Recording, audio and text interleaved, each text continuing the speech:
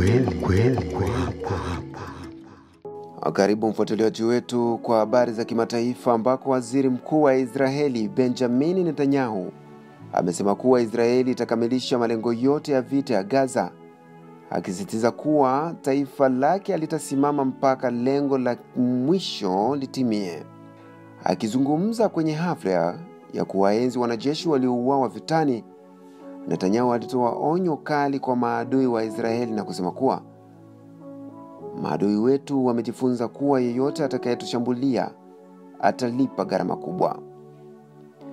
Vita hivyo vilizuka tariki 7 Oktoba 2023 baada ya kundi la Hamas kuvamia Israeli na kuua takribani watu 1200 na kuwateka zaidi ya 250.